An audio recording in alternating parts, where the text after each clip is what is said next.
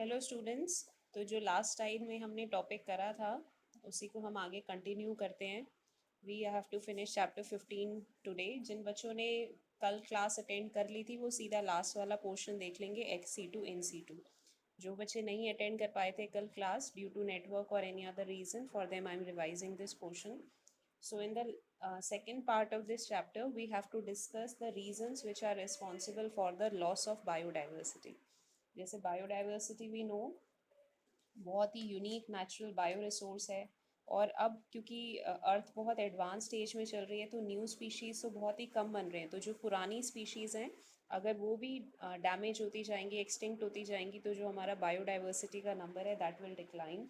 And this biological wealth of are planet, इसको हम decline नहीं होने देना चाहते हैं।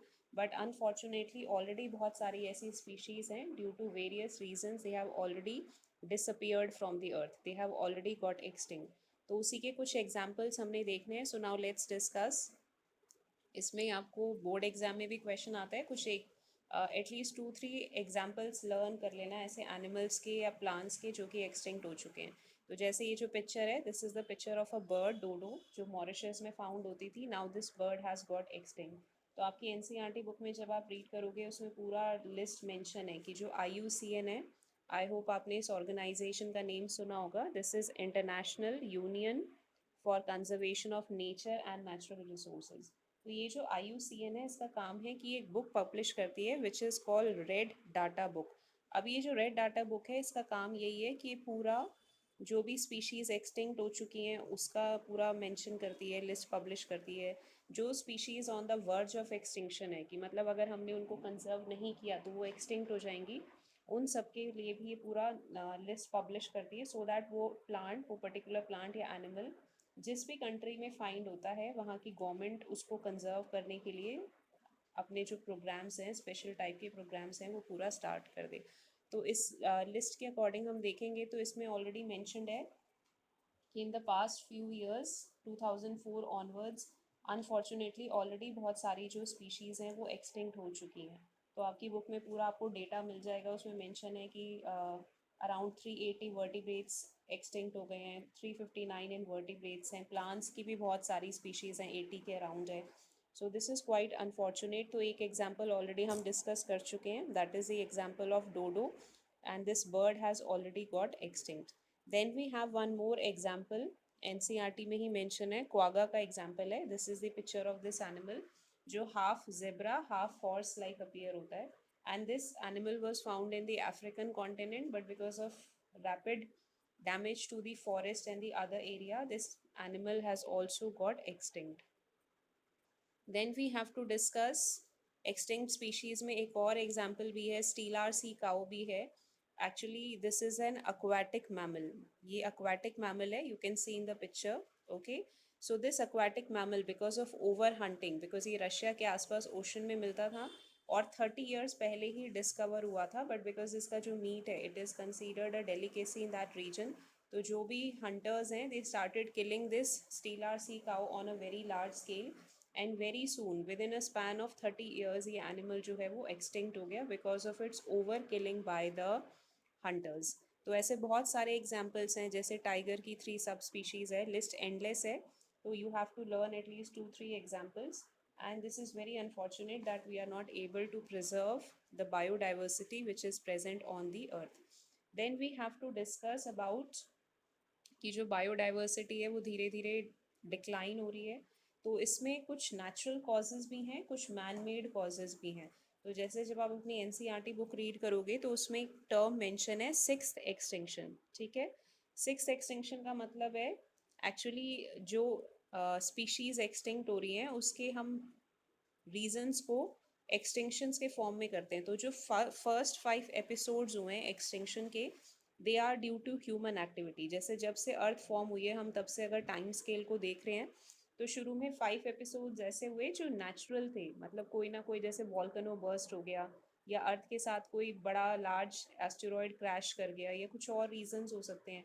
तो when ever these episodes had taken place तो अर्थ के ऊपर जो बायोडाइवर्सिटी थी लार्ज नंबर में वो डैमेज हो गई एंड इट गॉट एक्सटिंक्ट। जैसे हमें पता ही है डायनासोर्स का एक्सटिंक्शन का रीज़न यही माना जाता है कि उस टाइम पे अर्थ के साथ कोई बाहर से एस्टेरॉयड अर्थ के ऊपर क्रैश हो गया and because of that huge impact dinosaurs got extinct. तो ऐसे बहुत सारे नेचुरल कॉजेज़ की वजह से भी 5 एपिसोड्स हुए हैं जिसमें स्पीशीज़ लार्ज स्केल पे डैमेज हुई हैं।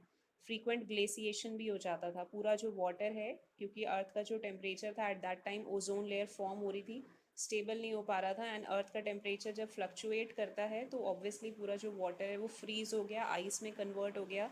तो अगर ग्लेसिएशन का एपिसोड है, वाटर अवेलेबल ही नहीं है, तो जितने भी प्लांट्स एंड एनिमल्स हैं they will also start dying, they will also get destroyed. तो ऐसे 5 एपिसोड्स हुए हैं which have been caused by humans.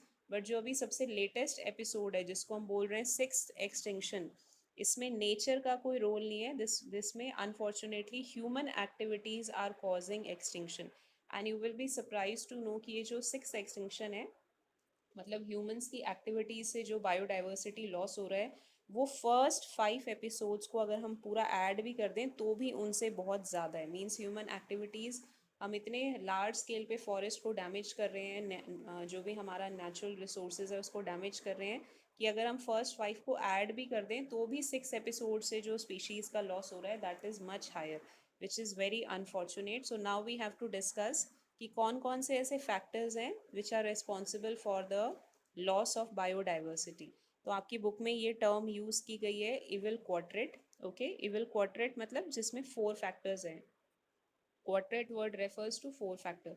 तो जो हमारे मेन 4 फैक्टर्स हैं जिसकी वजह से मेन स्पीशीज लॉस हो रहा है, बायोडाइवर्सिटी लॉस हो रहा है, that we have to study.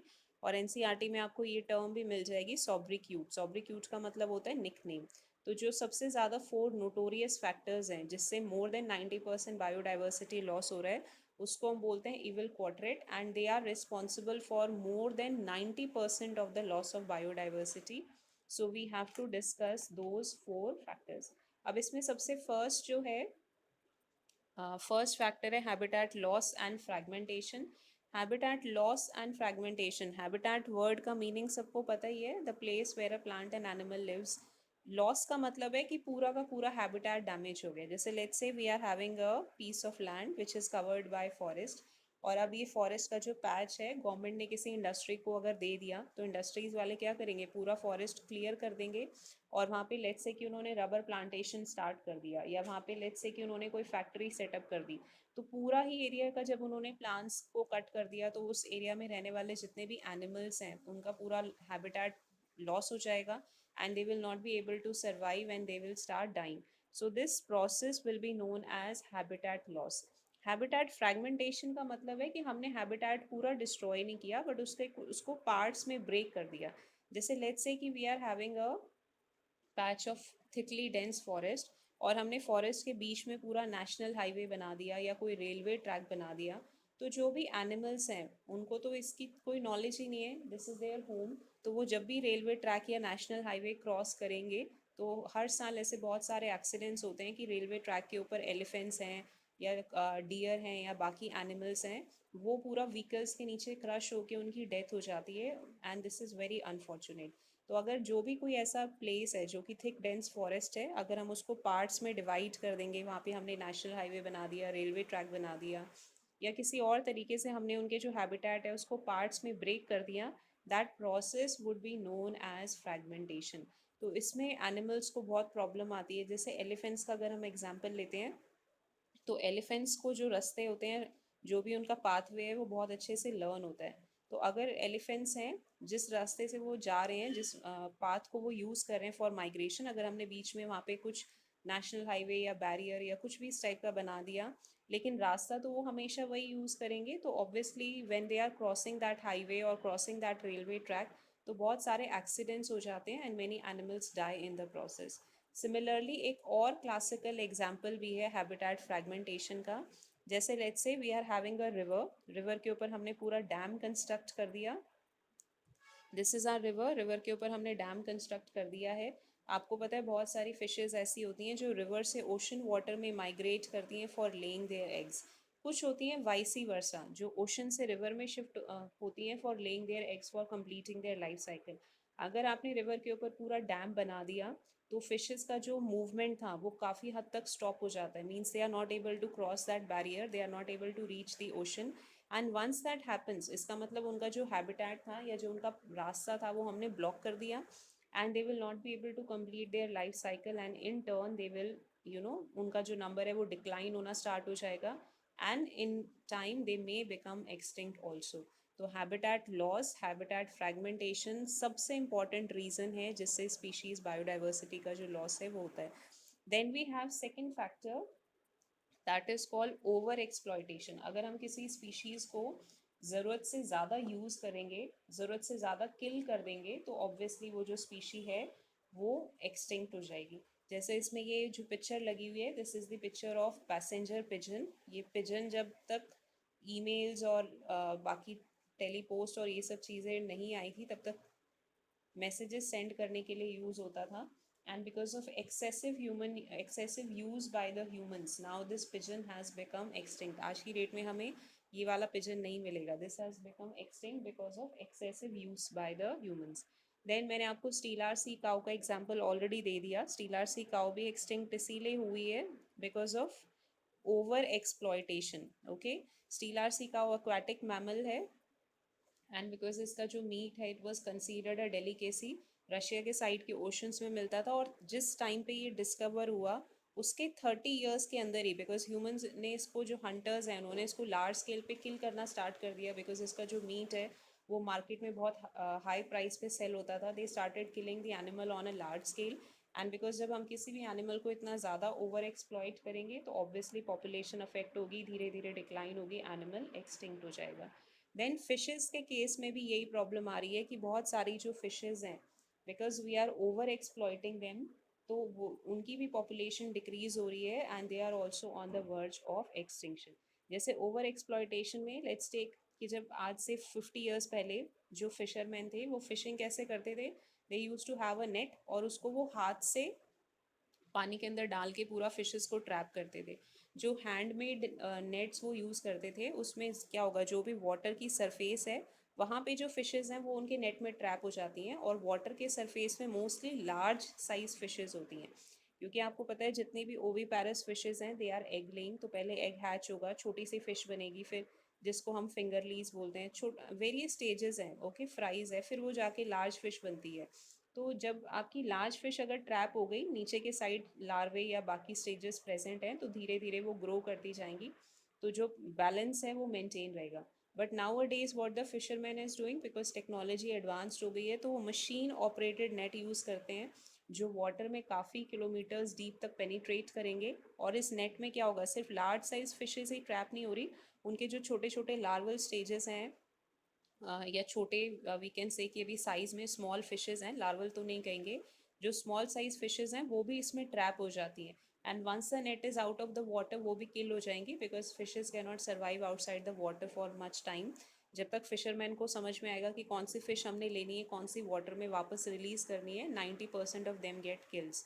So because over exploitation हो रहा है तो ऑब्वियसली उनको टाइम ही नहीं मिल पा रहा है अपनी पॉपुलेशन को स्टेबलाइज करने का, we are killing them on a large scale, so gradually the population will decline and the animal will get extinct. Then we have third reason, and that is called the alien species invasion.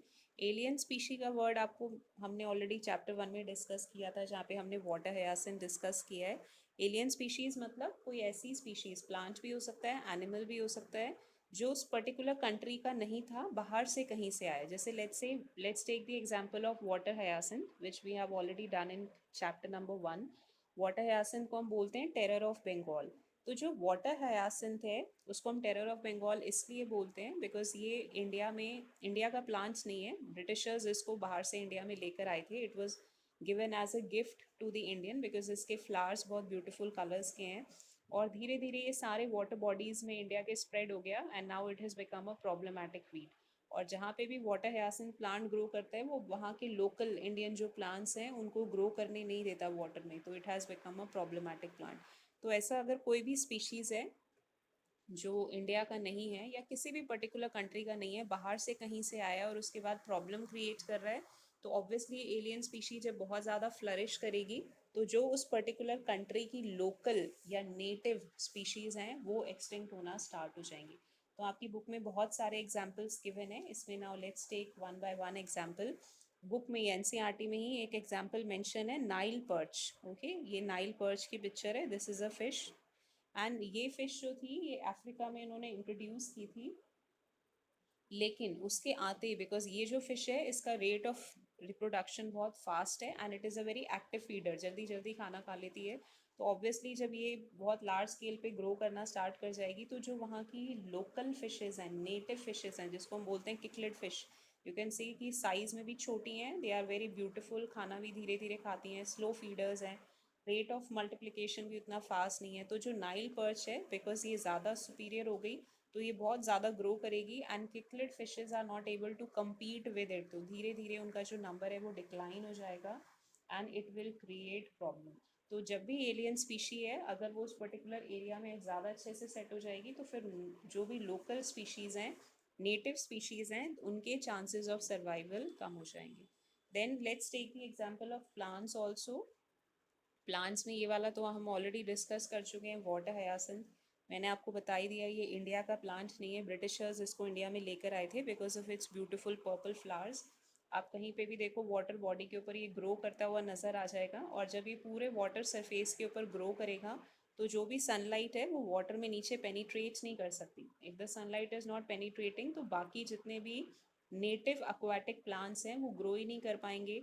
Water में धीरे धीरे oxygen का amount कम हो जाएगा because aquatic plants release oxygen into the water. अगर वो grow ही नहीं कर रहे तो वाटर में ऑक्सीजन का अमाउंट कम हो जाएगा, तो फिशेस भी किल हो जाएंगी। तो जिस भी पॉन्ड के ऊपर या जिस भी वाटर सरफेस के ऊपर वाटर हयासिंथ ग्रो करना स्टार्ट कर देता है, धीरे धीरे उस वाटर बॉडी में बाकी प्लांट्स और एनिमल्स की डेथ हो जाती है। एंड ये इतनी फास्ट रेट पे ग्रो करता है, आपने ऑलरेडी पढ़ा है चैप्टर 1 में, ऑफसेट इसका प्रोपोगेशन मेथड है। एंड बिकॉज अगर इसका छोटा सा पार्ट भी अगर रह जाएगा वाटर बॉडी में तो फिर उसी स्मॉल पार्ट से फिर से पूरे लेक पे स्प्रेड हो जाता है। सो दैट इज़ वाई इसको कंट्रोल करना जो है वो बहुत ज़्यादा डिफिकल्ट है।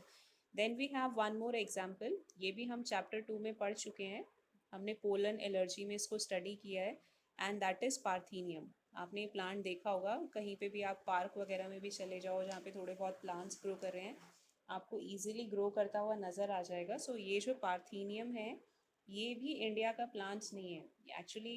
अब तो हमारे सिलेबस से चैप्टर नंबर 9 डिलीट हो चुका है, अदरवाइज जब हम चैप्टर 9 पढ़ते हैं तब हमें वो पूरा पढ़ना पड़ता है, the story behind the green revolution. India में जब इंडिया जस्ट इंडिपेंडेंट हुआ था, न्यू कंट्री बना था, उस टाइम पे इंडिया में फूड ग्रेन्स बहुत कम प्रोड्यूस होते थे, और उस टाइम पे इंडिया में 4 साल तक लगातार ड्रॉट भी पड़ा है, बारिश ही नहीं हो रही थी, प्लांट्स ही नहीं ग्रो कर पा रहे थे फार्मर्स। तो इंडिया की जो गवर्नमेंट थी वो बाहर से वीट इम्पोर्ट करती थी, यूएसए से, ऑस्ट्रेलिया से। तो उस टाइम पे यूएसए से जो वीट ग्रेन्स आए थे उनके साथ पार्थीनियम के सीड्स भी आ गए। तो जब फार्मर्स ने वो वीट वगैरह ग्रो करे, कुछ कुछ खाने के लिए, कंजम्पशन के लिए चला गया, कुछ फार्मर्स ने ग्रो किया, तो जब उस जो वीट था, because it was contaminated with the seeds of parthenium, उसको जब उन्होंने ग्रो किया तो इंडिया में ये पार्थीनियम ग्रो करना स्टार्ट कर गया, and now it can be find in every नुक and corner of the country. आप चाहे उत्तराखंड चले जाओ, आप सिक्किम चले जाओ, आप साउथ में चले जाओ, आपको हर जगह ग्रो करता हुआ मिलेगा।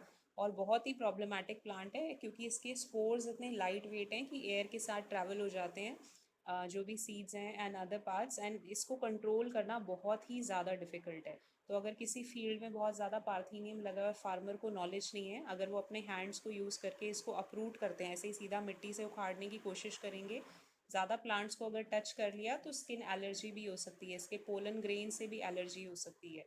एंड बिकॉज ये बहुत ही ज़्यादा ग्रो कर रहा है तो जो लोकल प्लांट्स हैं उनको स्पेस ही नहीं मिलेगा, न्यूट्रिएंट्स ही नहीं मिलेंगे, they will not be able to grow. So this plant is also an alien species which has caused problems in India. Then we have one more plant जो हमारी NCERT book में तो mention नहीं है but I think आप सबको पता होना चाहिए। दिस इज़ द प्लांट जिसको हम बोलते हैं यूकेलिप्टस। सबने देखा होगा ये प्लांट्स, इसको हिंदी में सफ़ेदा कहते हैं बिकॉज इसका जो स्टेम है वो पूरा ऐसे वाइट कलर का होता है, बहुत ही टॉल प्लांट होता है, फ्लावर्स इसके बहुत ब्यूटीफुल होते हैं और बहुत डिस्टिंक्ट इनके अंदर स्मेल है, अरोमा है। एक्चुअली जो यूकेलिप्टस प्लांट है इससे एक मॉलिक्यूल भी मिलता है विच is called oil of winter green, जिसके बहुत सारे आगे यूजेस भी हैं। अब इस प्लांट की भी जो स्टोरी है कि इंडिया में कैसे आया, दैट इज़ वेरी इंटरेस्टिंग। तो कर्नाटका में एक रूरर थे, किंग थे टीपू सुल्तान, उन्होंने इसको इंडिया में इंपोर्ट कराया था। उस टाइम पे इनको लगा कि बहुत अच्छा प्लांट है, इसको हम इंडिया में ग्रो करते हैं। तो उन्होंने कर्नाटका में इसको पूरा ला के डिस्ट्रीब्यूट वगैरह किया। कर्नाटका के फार्मर्स ने इसको ग्रो करना स्टार्ट कर दिया because of that oil of wintergreen. लेकिन फिर आफ्टर 10-20 ईयर्स उसके बाद ये कर्नाटका से इंडिया के बाकी स्टेट्स में भी स्प्रेड होना स्टार्ट हो गया। फॉरेस्ट डिपार्टमेंट वालों ने भी इसको लगाना शुरू कर दिया, thinking that this is a very good plant. लेकिन ये जो प्लांट है, this is actually a very very problematic plant. उस टाइम पे तो बहुत लोगों ने स्टेट्स में इसको लगा दिया, फॉरेस्ट डिपार्टमेंट वालों ने, लोकल प्लांट्स को नहीं लगाया। बट आज की डेट में इसके साइड इफ़ेक्ट्स जो हमें पता चल रहे हैं, जो हार्मफुल इफ़ेक्ट्स हैं, and because of that it has become a problem. तो what we can now we are finding is कि ये जो प्लांट है, इसकी रूट्स जो होती हैं वाटर टेबल में बहुत नीचे तक पेनिट्रेट करती हैं। दूसरी प्रॉब्लम है कि इस प्लांट के अंदर रेट ऑफ ट्रांसपिरेशन बहुत फास्ट है। तो ये वाटर टेबल को पूरा डिप्लीट कर देता है। सॉइल के नीचे जितना भी वाटर टेबल है, अगर किसी जगह पे बहुत ज़्यादा यूकेलिप्टस लगा है तो पूरा वाटर टेबल खाली हो जाएगा। It will drain of all the entire ground water system, पूरा वाटर टेबल डिप्लीट हो जाएगा। And that is why it is become a problematic plant. तो अगर आप दिल्ली का ही एग्जाम्पल लोगे, दिल्ली में भी बहुत यूकेलिप्टस ग्रो करता है। बट अभी रिसेंटली कुछ टाइम पहले दिल्ली के हाई कोर्ट ने ये ऑर्डर पास किया है दिल्ली के फॉरेस्ट डिपार्टमेंट को, कि दिल्ली के अंदर जितने भी यूकेलिप्टस प्लांट हैं उनको धीरे धीरे फेज आउट कर दो, मीन्स उनको अप्रूट करके निकाल दो, और उनकी जगह जो इंडिया के लोकल प्लांट्स हैं जैसे पीपल है, आपका बरगद का प्लांट हो गया, या जो भी नेटिव स्पीशीज़ हैं, ग्रो देम। बिकॉज ये दिल्ली में ऑलरेडी वाटर की शॉर्टेज है, वाटर टेबल बहुत दिल्ली का कम है। अगर ज़्यादा यूकेलिप्टस प्लांट्स होंगे तो और फर्दर जो ग्राउंड वाटर है वो डिप्लीट हो जाएगा। तो इसकी डिसएडवांटेजेस को देखते हुए now it has become a problematic plant, and this plant is also an alien species in India. ये इंडिया का नेटिव प्लांट नहीं है। लेकिन इसकी एक एडवांटेज भी होती थी जिसके लिए पहले फार्मर्स इसको ग्रो करते थे। जैसे फार्मर का कोई फील्ड है, फील्ड के कॉर्नर्स पे पानी बहुत ज़्यादा कलेक्ट हो जाता है, तो वहाँ पे अगर कॉर्नर्स पे फार्मर्स यूकेलिप्टस का प्लांट लगा देंगे, क्योंकि इसका रेट ऑफ ट्रांसपिरेशन बहुत हाई है, तो जो भी पानी फील्ड के कॉर्नर्स पे पानी इकट्ठा हो जाता था वो सारा ड्रेन ऑफ हो जाएगा, वो कलेक्ट ही नहीं होगा। तो फार्मर्स के लिए अच्छा है कि वहाँ पे पानी कलेक्ट नहीं हो रहा, मस्कीटो ब्रीड नहीं कर रहे हैं एंड ऑल दैट। तो पहले टाइम पे फार्मर्स इसको बहुत लगाते थे, but now because we are finding कि ये बहुत प्रॉब्लम कर रहा है, वाटर टेबल को पूरा डिप्लीट कर सकता है, तो हम इसको धीरे धीरे अब इंडिया से कंट्रोल करना हमने स्टार्ट कर दिया है। And we want to replace the eucalyptus with the native plants. Okay, then we have fourth factor, that is called coextinction. ठीक है, को एक्सटिंक्शन का मतलब है कोई भी दो ऑर्गेनिजम्स हैं, दोनों फ्रेंड्स हैं, अगर एक एक्सटिंक्ट होगा तो जो उसका डिपेंडेंट है, उसका पार्टनर फ्रेंड है, वो भी एक्सटिंक्ट हो जाएगा। जैसे इसमें सबसे बेस्ट एग्जांपल तो प्लांट और पॉलिनेटर का हो गया, ये हमने चैप्टर 2 में ऑलरेडी पढ़ा है, प्लांट और फिग।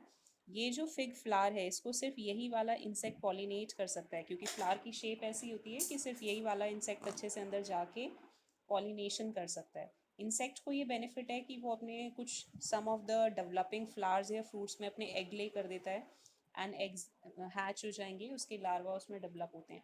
तो अगर दोनों में से कोई एक भी एक्सटिंक्ट हो गया तो दूसरा ऑटोमेटिकली एक्सटिंक्ट हो जाएगा। प्लांट अगर एक्सटिंक्ट हो गया तो इंसेक्ट सर्वाइव नहीं कर पाएगा, इंसेक्ट एक्सटिंक्ट हो गया तो प्लांट सर्वाइव नहीं कर पाएगा। तो अगर एक पार्टनर एक्सटिंक्ट हो रहा है, दूसरा ऑटोमेटिकली एक्सटिंक्ट हो जाएगा। सिमिलरली अगर इसमें आप एनसीईआरटी रीड करोगे, उसमें एग्जाम्पल मेंशन है फिश एंड पैरासाइट्स। फिशेस के ऊपर बहुत सारे छोटे छोटे पैरासाइट्स होते हैं, लेकिन ये पैरासाइट्स ज़्यादा हार्म नहीं करते फिशेस को, rather they are showing a very dependent type of relationship.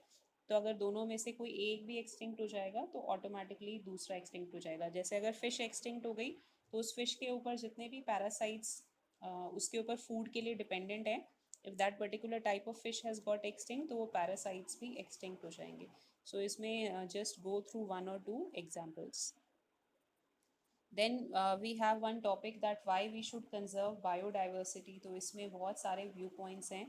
First इसमें है नैरो यूटिलारियन। यूटिलारियन मतलब कि हम अपना बेनिफिट देख रहे हैं, कि हमें बहुत सेल्फिश पॉइंट ऑफ व्यू से हम सोच रहे हैं कि हमें बायोडाइवर्सिटी इसलिए कंजर्व करनी है कि हमें नेचर से बहुत सारी यूज़फुल मटेरियल मिलते हैं। जैसे जितने भी सीरियल्स हैं, फ्रूट्स हैं, फाइबर मिल रहा है हमें, वुड मिल रही है, and by using all these material we are making so many different type of compounds, medicine भी मिलती है। तो अगर हम सिर्फ ऐसे सेल्फिश व्यू से सोच रहे हैं कि हमें प्लांट से या नेचर से बहुत सारे बेनिफिट्स मिल रहे हैं, हमें उनको कंजर्व करना चाहिए. That approach will be known as narrowly यूटिलारियन.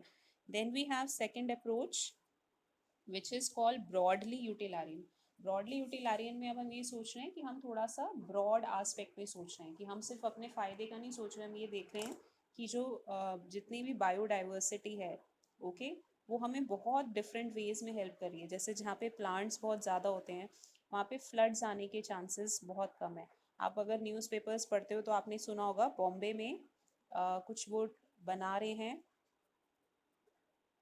Railway project वगैरह है, जिससे बॉम्बे के जो नियरिंग कोस्टल एरिया के मैनग्रोव फॉरेस्ट हैं उसको वो कट करना चाहते हैं. बुलेट ट्रेन प्रोजेक्ट के लिए शायद वो कट करना चाहते हैं. तो जितने भी बॉम्बे के लोग हैं वो उसको बहुत ज़्यादा स्ट्रांगली अपोज कर रहे हैं, क्योंकि जो मैनग्रोव ट्रीज़ हैं जो कोस्टल एरिया में ग्रो करते हैं वो बहुत ही एफिशिएंट बैरियर हैं. वो फ्लड्स को आने से प्रोटेक्ट करते हैं. अगर बहुत ज़्यादा हाई सी टाइड आ गई या कुछ माइल्ड टाइप का सुनामी आ गया तो मैनग्रोव फॉरेस्ट उसको बहुत अच्छे से रेजिस्ट करते हैं. ह्यूमंस जो अंदर लैंड पे रह रहे हैं वो तब तक सेफ हैं जब तक मैनग्रोव्स इंटैक्ट हैं. तो ऐसे बहुत सारे केसेस होते हैं जहाँ पे ये it is very clearly observed कि जो प्लांट्स हैं वो फ्लड्स को प्रोटेक्ट करते हैं. स्पेशली कोस्टल एरियाज़ हो गया या रिवर साइड के एरियाज़ हो गए, वहाँ पे तो बहुत ही ज़्यादा इनकी इंपॉर्टेंस है.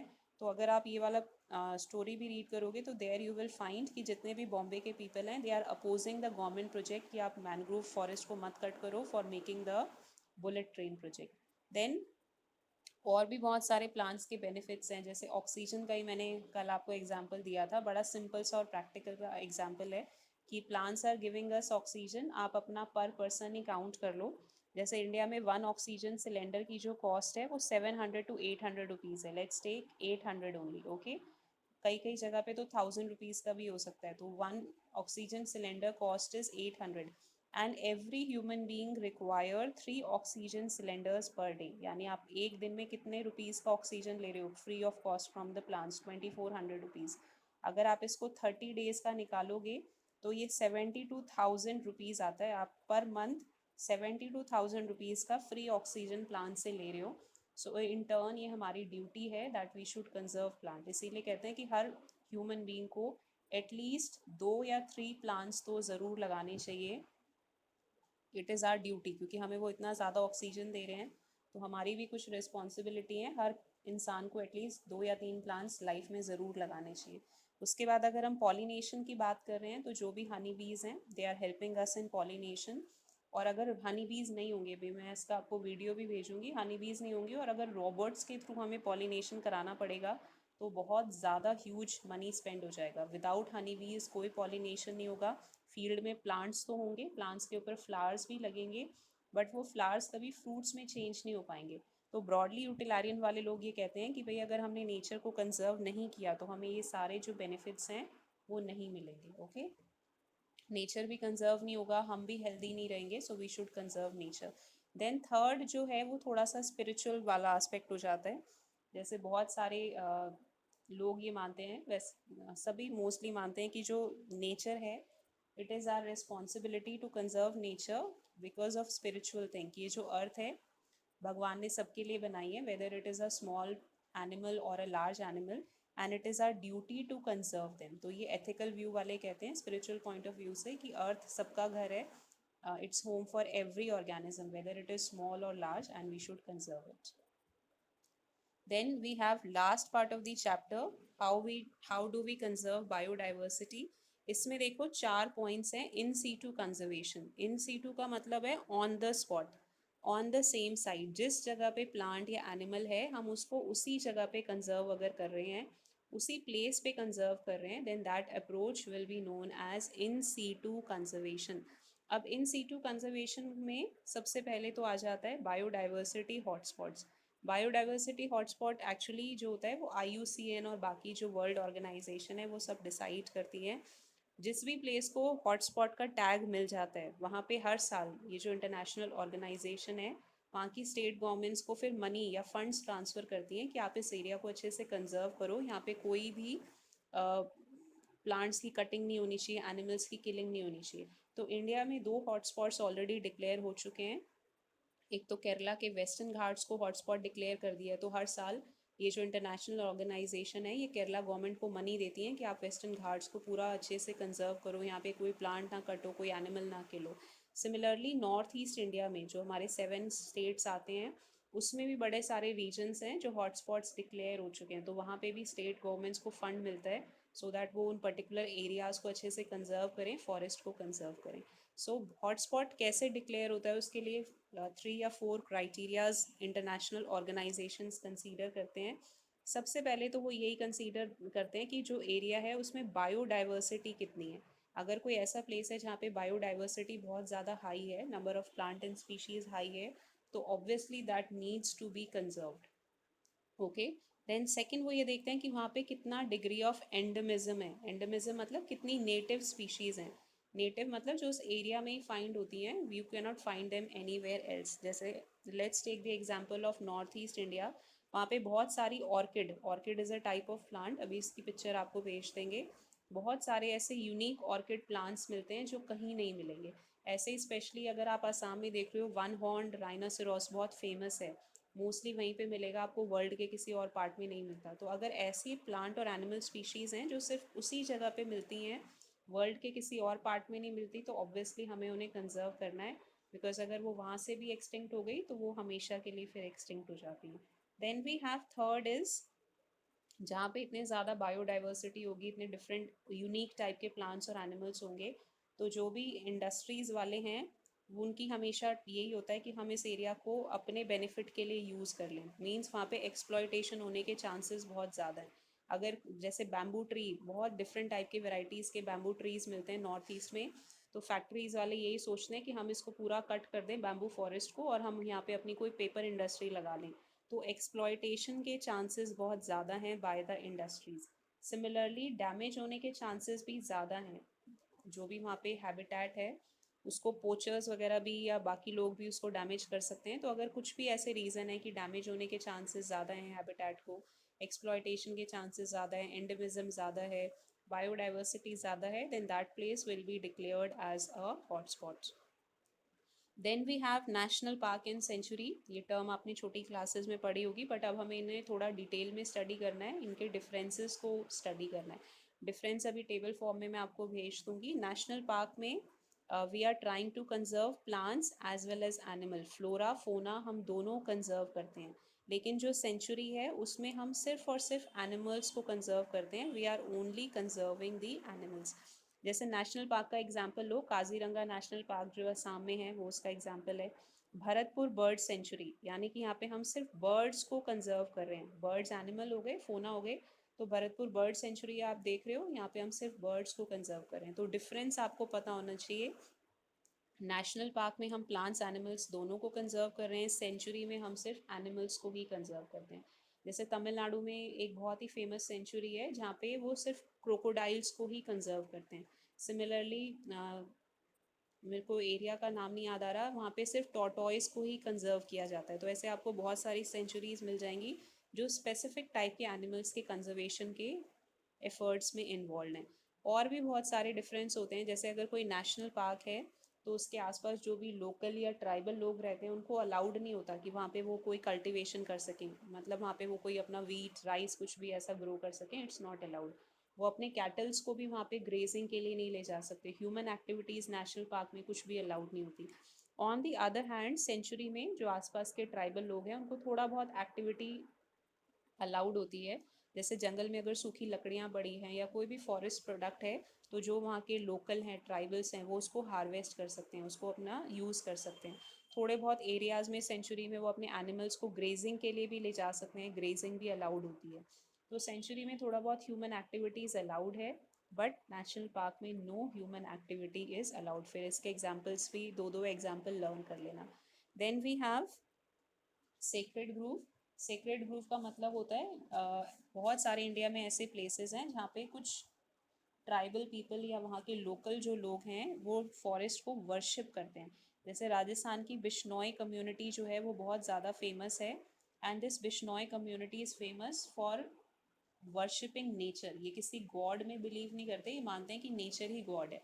तो वो जो भी फॉरेस्ट वगैरह हैं, प्लांट्स हैं, एनिमल्स हैं, उनको ही वर्शिप करते हैं, and they do not allow any one to cut plants in the forest, any one to kill animals in the forest also.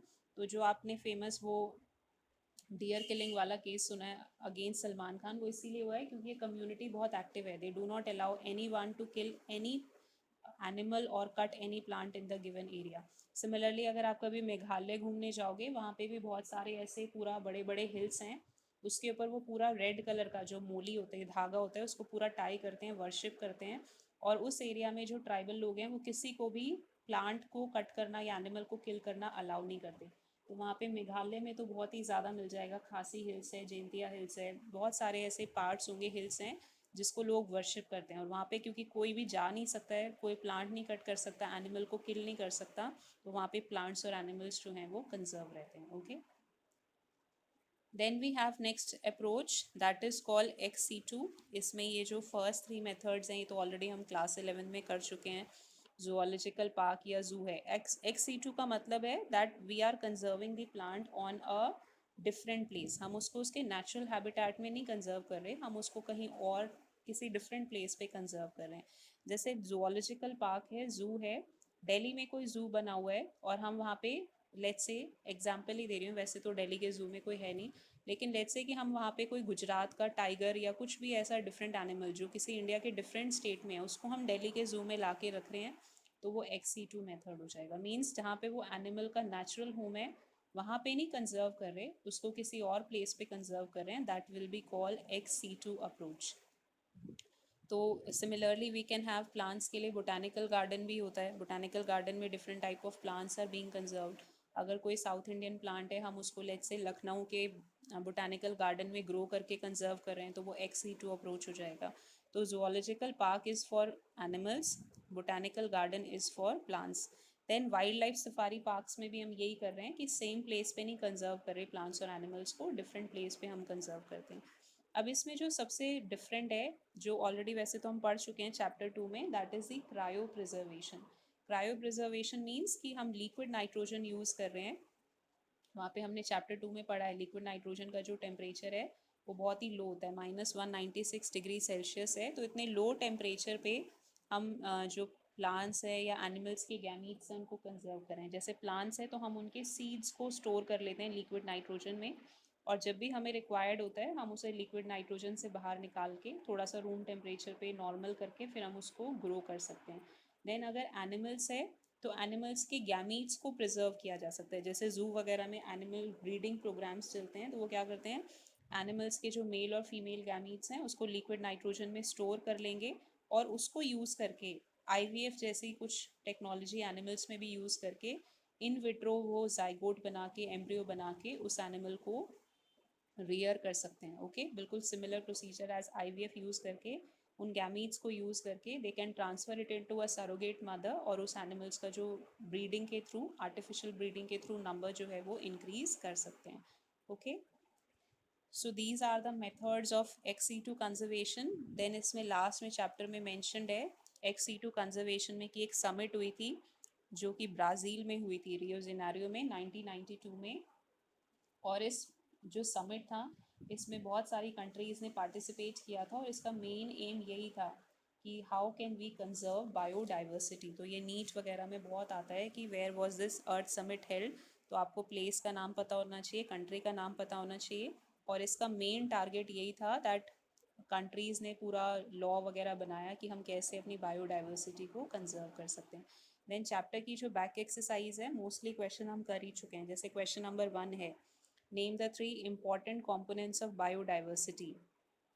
Already हम कर चुके हैं, जेनेटिक होता है, स्पीशीज़ होता है, इकोलॉजिकल होता है। क्वेश्चन 2 भी आपको करा दिया था, how do ecologist estimate the total number of species present in the world, वही एक्स्ट्रापोलेशन वाला जो मेथड है that you have to write. Then question number 3 भी हम ऑलरेडी कर चुके हैं, कौन से 3 हाइपोथेसिस हैं जो एक्सप्लेन करते हैं कि ट्रॉपिक्स में ज़्यादा स्पीशीज़ रिचनेस है। Then question number 4 also we have done, you have to explain the significance of slope of regression. तो वो जो हमने ग्राफ देखा था स्पीशीज़ रिचनेस एरिया वाला, उसमें Z की सिग्निफिकेंस आपको बतानी है। So just revise that graph and try to find out the answer. Then what are the major causes of species loss, ये ऑलरेडी हमने 4 फैक्टर्स जिसको हम इविल क्वाड्रेट बोलते हैं डिस्कस कर लिए है। Then we have next question is how is biodiversity important for ecosystem functioning. उसमें पूरा वो ब्रॉडली यूटिलारियन वाले पैराग्राफ में से आपको आंसर मिल जाएगा. फ्लड्स को प्रोटेक्ट करते हैं, सॉइल में ग्राउंड वाटर को मेंटेन करते हैं, पॉलिनेशन में हेल्प करते हैं, ऑक्सीजन प्रोवाइड करते हैं and so on. Then we have next question, what are sacred groves, what is a role in conservation. तो we have already discussed that sacred grove means जो tribal people हैं, जो जिन areas को worship कर रहे हैं, जहाँ पे कोई प्लांट्स या एनिमल्स को वो अलाउ नहीं करते, प्लांट्स को कट करना या एनिमल्स को किल करना अलाउ नहीं करेंगे, they are called sacred grove, means areas of worship. Then question number 8. Among the ecosystem services are the controls of flood and soil erosion. How is this achieved by biotic components of the ecosystem? ये question बहुत easy है but language उन्होंने बहुत ज़्यादा twist कर दी. Biotic components means living components जिसमें कि plants और animals आते हैं. तो simple way में बोलें तो question ये पूछना चाहता है कि जो plants हैं वो फ्लड्स को कैसे कंट्रोल करते हैं, सॉइल इरोजन को कैसे प्रोटेक्ट करते हैं, प्रिवेंट करते हैं. तो आपको पता ही है जो प्लांट्स की रूट हैं वो सॉइल पार्टिकल को टाइटली बाइंड कर लेती हैं, स्पॉन्ज की तरह एक्ट करती हैं, जो भी एक्स्ट्रा वाटर है उसको ग्राउंड सॉइल में नीचे सेंड करके सॉइल इरोजन भी प्रिवेंट कर सकती हैं, फ्लड्स को भी कंट्रोल कर सकती हैं. तो सिंपली आपको ये बताना है कि जो प्लांट्स हैं वो फ्लड्स को और सॉइल इरोजन को कैसे प्रिवेंट करते हैं. Then question number 9, species diversity of plants is much less than that of animals. What could be the explanation? Plants में जो स्पीशीज़ होती हैं, नंबर ऑफ़ स्पीशीज़ वो कम है, एनिमल्स में ज़्यादा है, इसका रीज़न आपको बताना है. तो ऑब्वियसली जो प्लांट्स हैं वो तो सेसाइल हैं, मतलब वो एक प्लेस से दूसरी जगह मूव नहीं कर सकते. अगर कभी कोई फॉरेस्ट फायर है या कोई भी नेचुरल कैलामिटी है, प्लांट्स उस जगह से मूव ही नहीं कर सकते, तो उनमें डैमेज ज़्यादा हो जाता है. एनिमल्स में क्योंकि मूवमेंट है, they can move from one place to another, तो अगर कभी भी ऐसा नेचुरल कोई कैलामिटी होगा तो उनके चांसेस ऑफ सर्वाइवल हायर है. देन इसमें बहुत सारे रीजंस हैं बच्चे, जैसे प्लांट्स में नर्वस सिस्टम नहीं होता, एनिमल्स में नर्वस सिस्टम है. तो एनिमल्स में नर्वस सिस्टम है तो वो इन्वायरमेंट में जितने भी स्टिमुलस हैं उनके अगेंस्ट रिस्पॉन्ड कर सकते हैं. Okay, so many factors are there, you can write at least 2 or 3 reasons. Then we have next question is, can you think of a situation where we deliberately want to make a species extinct? How do you justify it? वैसे तो किसी भी species को extinct करना अच्छा नहीं है, लेकिन कुछ स्पीशीज़ हैं जिनको हम चाहते हैं कि वो एक्सटिंक्ट हो जाए. एक हम ऑलरेडी कर चुके हैं, that is the smallpox virus. Smallpox के अगेंस्ट मेडिसिन वगैरह से, वैक्सीनेशन से जो स्मॉल पॉक्स है, we have already eradicated that. Smallpox को हमने इरेडिकेट कर दिया.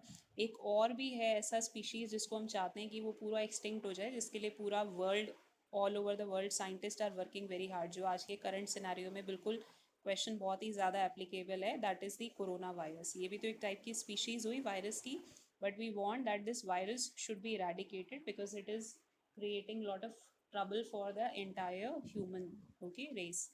तो इस टाइप से बहुत सारी स्पीशीज़ हैं जो भी आपकी डिजीज़ कॉजिंग होंगी, we want them to be extinct. जैसे पोलियो प्रोग्राम रन होता है, तो पोलियो प्रोग्राम का टारगेट यही है कि पोलियो वायरस को पूरा अर्थ से एक्सटिंक्ट कर दिया जाए. तो जितने भी वैक्सीनेशन प्रोग्राम्स चलते हैं against a disease causing organism, वहाँ पे हम डेलिब्रेटली चाहते हैं that this species should become extinct. Okay,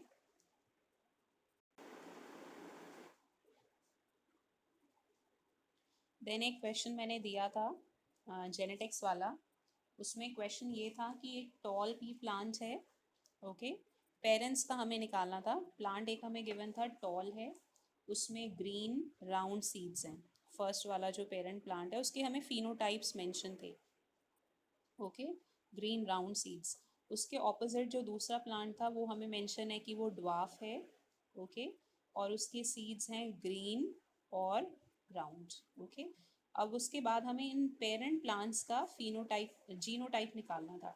और इसमें हमें गिवन है कि जो हम इन दो प्लांट्स को क्रॉस कर रहे हैं तो हमें टॉल ग्रीन राउंड प्लांट्स भी मिल रहे हैं, ड्वार्फ ग्रीन राउंड प्लांट्स भी मिल रहे हैं, टॉल ग्रीन रिंकल्ड भी मिल रहे हैं, ड्वार्फ ग्रीन रिंकल्ड भी मिल रहे हैं.